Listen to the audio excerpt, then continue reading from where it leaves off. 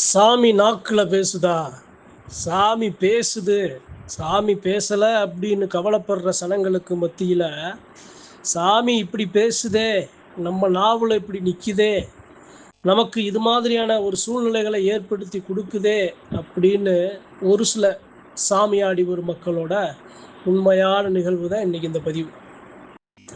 சாமி நாக்கில் பேசுது அப்படின்னா அவங்ககிட்ட சாமி பேசுதா, துடிகொண்டு பேசுதா, உண்மையாக பேசுதா அப்படின்னா உங்களுக்கு எது மாதிரியான இடையூறுகள், எது மாதிரியான மன உளைச்சல்கள், எது மாதிரியான ஒரு சில தொந்தரவுகள் உங்களுக்கு வரும் அப்படிங்கிறது தான் நான் அறிஞ்சது அறிவு நண்பர்கள்ட்ட பகிர்ந்து கொள்ள ஆசைப்படுறேன். சாமி வர்றது நல்லதுக்கு தான், சாமி வர்றது நல்லதுக்கு தான், 4 மக்களை காக்கத்தான். உங்கள் மேலே வர்ற சாமி 4 சனங்களுக்கு, ஏழை எளிய மக்களை பாதுகாக்கத்தான். சத்தியமான உண்மை. சாமி வர்றது என்னைய பாதுகாக்க, என்னுடைய நலனுக்காக அல்ல. என் மேலே வர்ற சாமி 4 சனங்களுக்கு நல்லதை செய்யப்பா, நல்வாக்க சொல்லப்பா அப்படின்னு தான் சாமி வாக்கு சொல்லும்.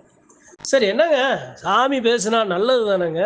சாமி உடம்புல வந்தால் நல்லது தானே? சாமி அருள்வாக்கு சொன்னால் நல்லது தானே? நீங்கள் என்னங்க இது மாதிரி இடையூறு, தொந்தரவு, ஆபத்து, பிரச்சனைன்னு இருக்கீங்க? புரிகிற மாதிரி சொல்லுங்க அப்படின்னு கேட்பாங்க ஒரு சில பெருமக்கள். அந்த பெருமக்களுக்கு சாமி பேசுறது நல்லது தான், ஆனால் எதுக்கு தெரியுமா அது ஆபத்தா உங்களுக்கு அமையுது? நேர்மையாக இருப்பீங்க, நேராக இருப்பீங்க, தராசு மாதிரி இருப்பீங்க, சத்தியமாக இருப்பீங்க, சத்தியம் மாதிரி நிற்பீங்க, உண்மையாக இருப்பீங்க, நீதியாக இருப்பீங்க. அப்போ என்ன ஆகும்? யாருக்கும் உங்கள் தலை வணங்கவே வணங்காது. உண்மை யாராக இருந்தாலும் அச்சப்படாமல் உடைச்சு சொல்லுவீங்க.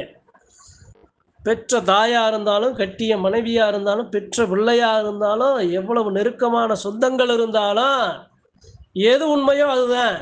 யாராக இருந்தாலும் குற்றம் பண்ணா குற்றமப்பா, இதுக்கு தீர்வு இதுதானப்பா, ஓ மனசு கஷ்டப்படுது, ஓ மனசு கஷ்டப்படுது, அதனால அப்படி சாதகமாக சொல்கிறேன்னுலாம் உங்கள் நாவல வராது.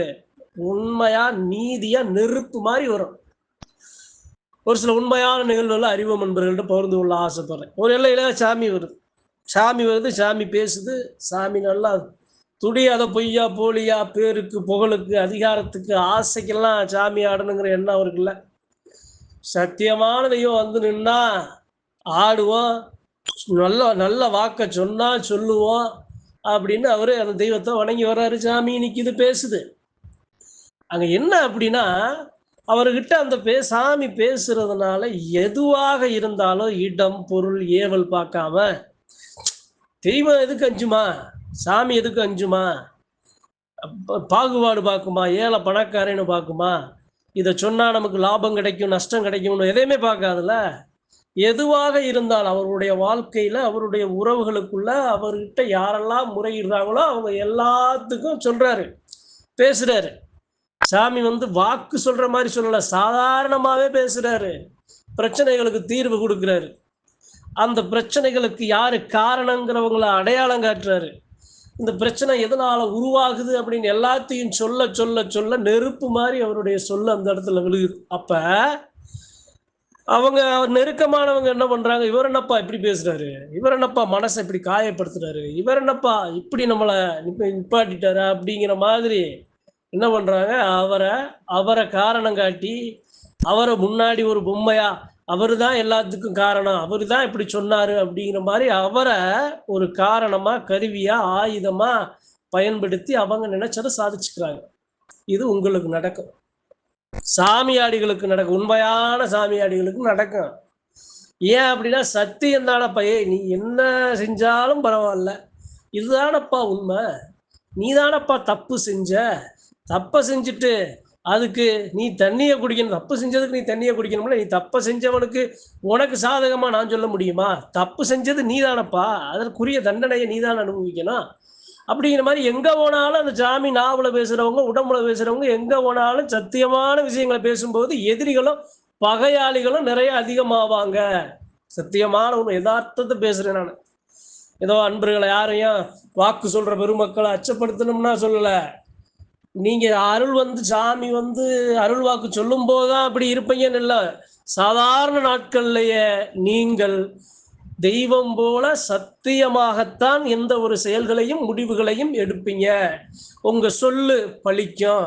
நீங்க சொல்ற சொல்லு தீயவர்களுக்கு, தீய எண்ணம் கொண்டவர்களுக்கு, ஒரு சில விஷயங்களை மறைக்கணும்னு நினைக்கிறவங்களுக்கு நீங்க சொல்ற சொல் அவர்களுக்கு வலிய கொடுக்கும். நீங்க சொல்ற சொல் நெருப்பா விழுகும் போது அது அவர்களை காயப்படுத்தும். அப்ப நியாயமானவங்களுக்கு, உண்மையானவங்களுக்கு, குழப்பமானவங்களுக்கு நல்ல ஒரு முடிவு எடுக்கிறதுக்கு உங்க சொல் அவர்களுக்கு ஒரு வழிய காட்டும். ஆனா கடைசியில சுத்தி முத்தி என்ன ஆகும் அப்படின்னா, உங்கள முன்னாடி வச்சு இவர் தான் இதுக்கு காரணம்னு உங்கள நிப்பாட்டிட்டு அவங்க எல்லாம் போயிருவாங்க. அவங்க வேலைய பார்த்துக்கிட்டு அவங்களுக்கு கிடைக்கிற நன்மை அடைஞ்சிட்டு போயிருவாங்க. அப்ப இது காரணம் யாரு அப்படின்னா சாமி. உங்க மேல வர்ற சாமி. ஏன்? எதுக்கு? ஒரு எதம் பதமா எதை பேசணும், எதை பேசக்கூடாது, யாருக்கு சாதகமா போகணும், யாருக்கு சாதகமாக போகக்கூடாது, இது நமக்கு ஒரு லாபமா வருமே, நஷ்டமா வருமே அப்படிலாம் பார்க்காம, இதுதானப்பா உண்மை, இதுதானப்பா பொய், இதுதானப்பா போலி, நீ இதை செஞ்சா இது நீ நல்லா இருப்ப, உன் குடும்பம் நல்லா இருக்கும், பிள்ளை குட்டி நல்லா இருக்கும், நீ இதை செஞ்சா நீ எதிர்பார்த்த மாதிரி இருக்காது, மன கஷ்டம் வரும், இதுதான் நடக்க போகுது, இவ்வளவு காலகட்டங்களில் இன்னென்ன நடக்க போகுது அப்படின்னு எல்லாத்துக்கும் நீங்கள் சொல்ற அந்த சத்தியமான சொல் வாக்காக விழுகும், நெருப்பாக விழுகும், அது பலிக்கும்.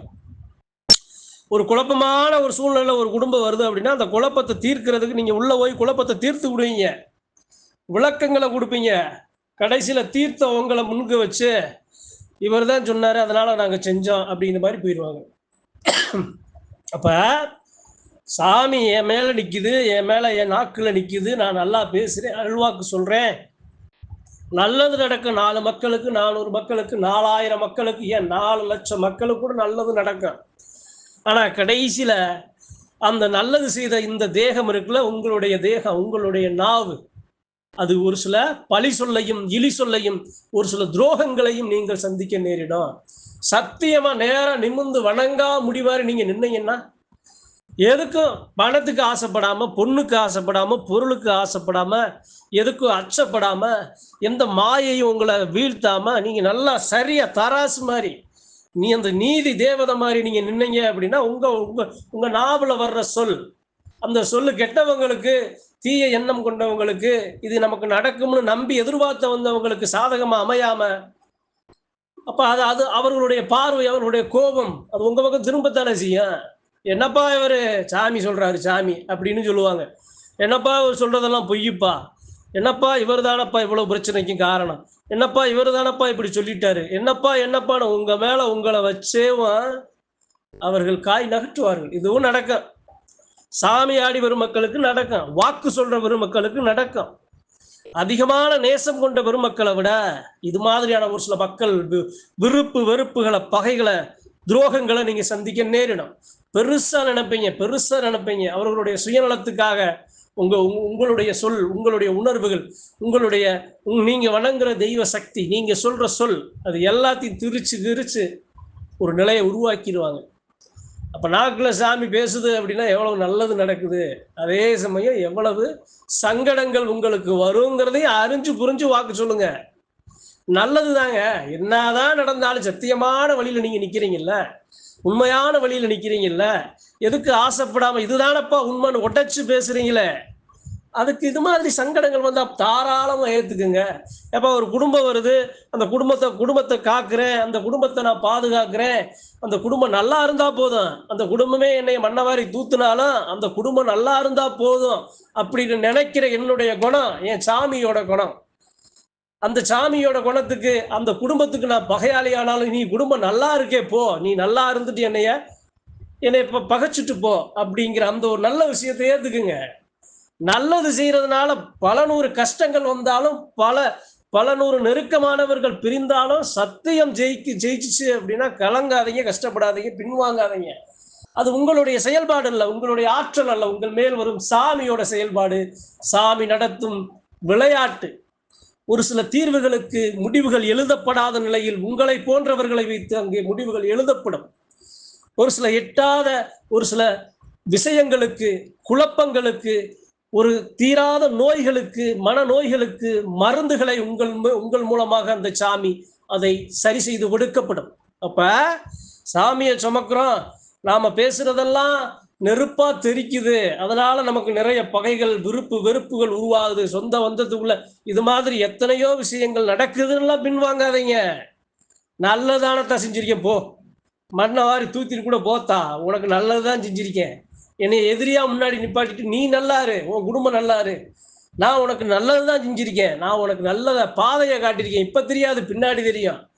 நீ மனசுல நினைக்கிறத நான் வெளிப்படையா நான் சொல்றேன். நீ மூடி மறைக்கிறத இந்த உலகத்துக்கு உரைக்க நான் சொல்றேன். நான் நல்லதாத்தான் சொல்லியிருக்கேன். நான் சொல்லல. என் மேல இருக்க சாமி என்னைய வழி நடத்துது. நல்லா இருப்போம்.